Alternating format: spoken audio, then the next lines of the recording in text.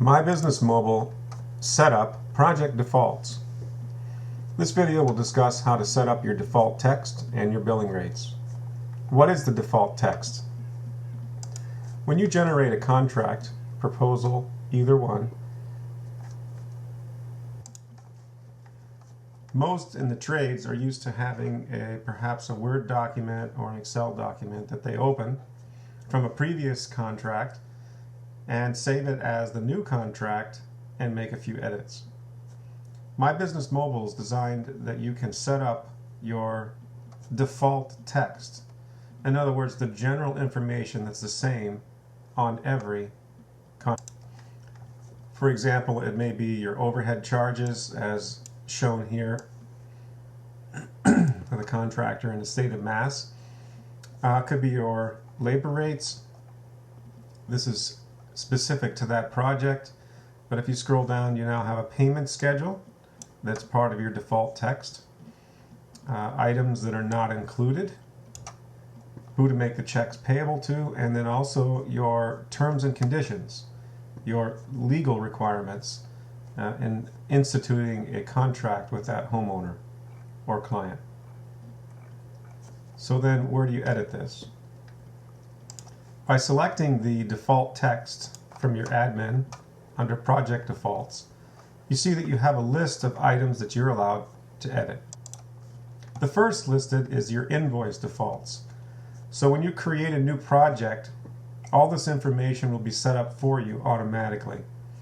So then you want to name the default project invoice, the very first one that's automatically created for you, as well as an expense item. What is your default name for that? And your invoice footer. So where does that show up? When you've created an invoice, as this one has seen here, contract invoice 01, which was my default name. At the bottom of the invoice is the footer information that I included. And as you can see, you can edit for each one individually if you desire. Back to our default project text. Under proposal and contract notes, here's your intro comments. And this is where you had seen on my previous contract, I had gone ahead and entered all my overhead rates, as well as any other common terminology that will be on the introduction of every single contract. Down payment schedule, items not included, a concluding comment, and also an area for you to set up your project terms and conditions, which will always be the same on every project you institute. So now let's go ahead and add a new project, and we'll do a quick setup so you can see how this information will come in. We'll just pick this as a client, test project. I will make it pending, and I have to create an invoice system, so I'll pick that one just for the sake of this exercise and submit. Once submitted, you're brought back to the edit page, which you can go in and fill out more information, or you can go right to the contract page, which is where you would see your default text. Your default text now has come across in this area here, and you can edit for that specific project by selecting text, and this is where you'd be able to go in and edit the default text for that project.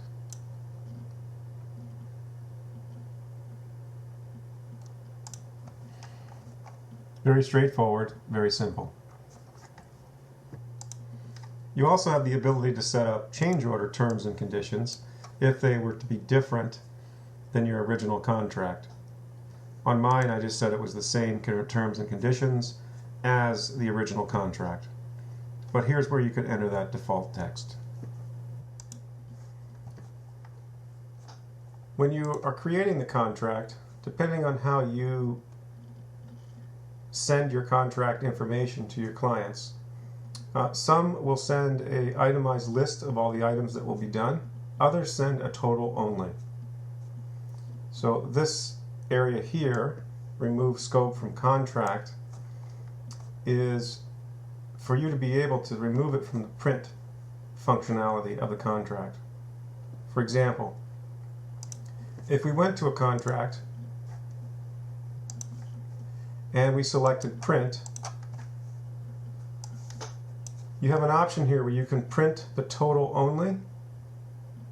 So let's select that, and you see here that the scope, it just says install new kitchen and the total contract amount. Where did we type this information? Install new kitchen. That is entered in the edit number 4, install new kitchen. Now if we had selected in our company defaults to remove the scope from the contract, and then we hit submit,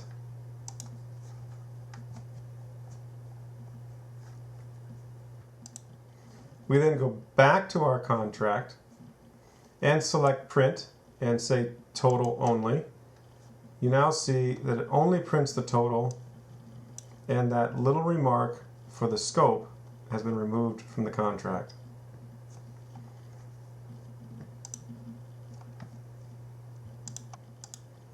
The next checkbox is Terms and Conditions prints on the same page as the contract.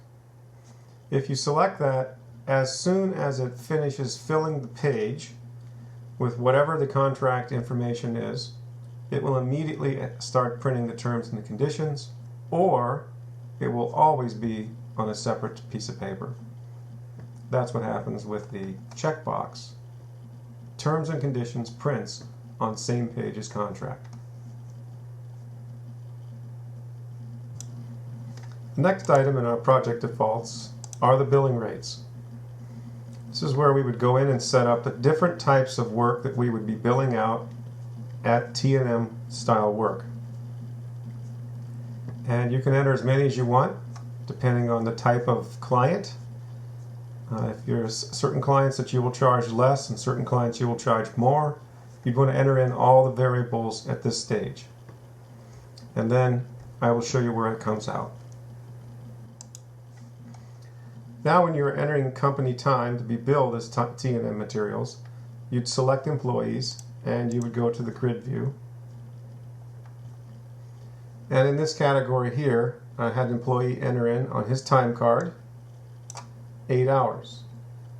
Then someone needs to go in and enter that against a project. So if we select that, we can see here that he worked at this kitchen renovation for 8 hours. I then would go in and enter the project. I now have an option for our billing rates for whatever this particular client is that I had set up with their contract, and I can select which expense item are we billing against as you had set up in your contract. You then put the date, the time, and transfer the note down. Then once submitted, it will show up on the bottom here that you can then review. Now this dollar amount, a carpenter at $45 an hour, has been automatically billed to that expense item, so that when you go to that particular project's invoice, it is now ready at the correct billing time for those 8 hours. That's what's involved in setting up the hourly rates.